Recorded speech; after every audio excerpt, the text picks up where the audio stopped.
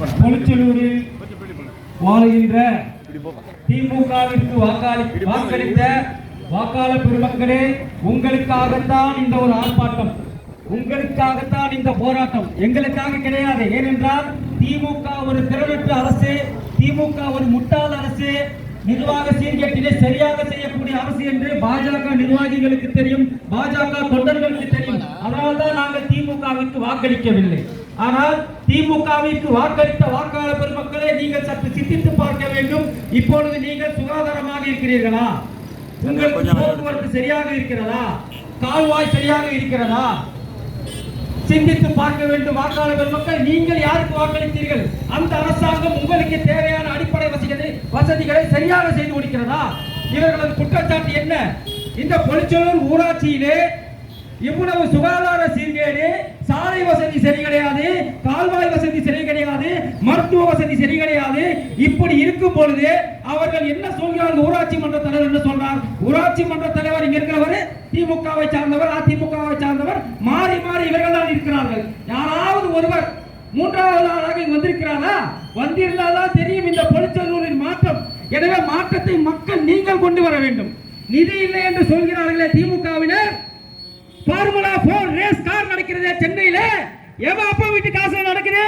அந்த காசு எடுத்துட்டு வந்து பொலிச்சலூர் பக்கத்தில் போடு, அந்த காசு எடுத்துட்டு வந்து பம்மன் பகுதியில் போடு, அந்த காசு எடுத்துட்டு வந்து அனகாபுத்தூர் பகுதியில் போடு, அந்த காசை எடுத்துட்டு வந்து தமிழகத்தில் இருக்கக்கூடிய ஊராட்சி முழுவதுமே அந்த காசை போட வேண்டியதானே? அதை போடாம நீ ஃபார்முலா கார் ரேஸ் நடத்துறிய. அதனால மக்களுக்கு என்ன பயன்? ஏதாவது ஒரு பயன் இருந்தா சின்ன தட்டி திரு உதயநிதி ஸ்டாலின் அவர்கள் விலக்கி சொல்லணும். இதனால இந்த பயன் இருக்கு.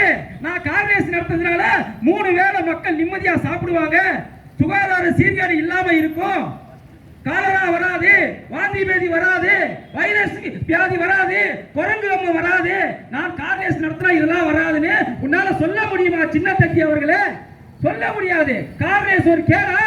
தமிழகத்திற்கு இப்போது கார் ரேஸ் ஒரு கேடா என்று நாங்கள் கேட்கிறோம். கார் ரேஸ் நடத்துவதை விட்டுவிட்டு அந்த நிதியிலே மக்களுக்கு சுகாதார ரீதியாக ஏதாவது ஏற்பாடு செய்து தர வேண்டியதுதானே? அது மட்டுமல்லாமல் கலைஞர் 100ஆண்டு விழா என்ற பெயரில் கோடிக்கணக்கான ரூபாய் மக்கள் வரி பணத்தை இப்படி கொள்ளையடித்து அந்த வரி பணத்தில் 100ஆண்டு விழா ஒரு கேடா? அந்த பணத்தில் மக்களுக்கு ஏதாவது சுகாதாரமான ஒரு சாலை வசதியை செய்து தர வேண்டியதுதானே? அந்த மக்களுக்கு கால்வாய் வசதியை செய்து தர வேண்டியதுதானே?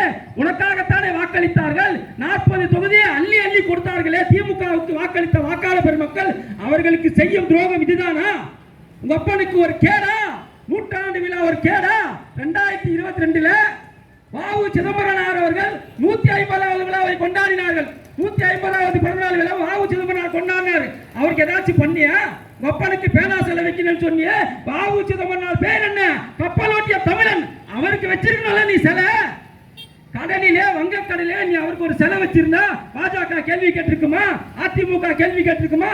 யாராச்சும் கேள்வி கேட்டிருப்பாங்களா? ஏன்னா கப்பலோட்டிய தமிழன் சிறைக்கு சென்றார், செக்கிலித்தார், எண்ணற்ற கஷ்டங்களை அனுபவித்தார். அப்பா என்ன பண்ணாரு?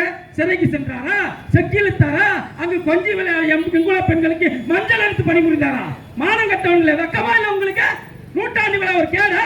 மக்கள் இப்படி சீர்கட்டும் நேரத்தில் 100ஆண்டு விழா ஒரு கேடா?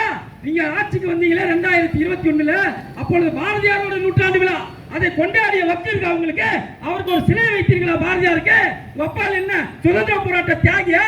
அவருக்கு தெரு தெருவாக ஒரு சிலை ஒரு கேடா?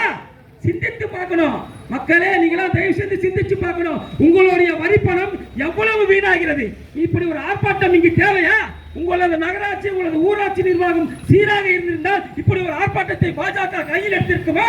ஒரே ஒரு முறை இங்கு பாஜக வேட்பாளர் நீங்கள் தேர்ந்தெடுத்தீர்கள் சொன்னால் இங்க ஆர்ப்பாட்டம் நடத்துவதற்கு பேச்சே இருக்காதீங்க. இங்க போராட்டம் நடத்துவதற்கு பேச்சே இருக்காது. ஏனென்றால் அவ்வளவு சுகாதாரத்தையும் இங்க பாஜக அள்ளி அள்ளி கொடுத்திருக்கிறது.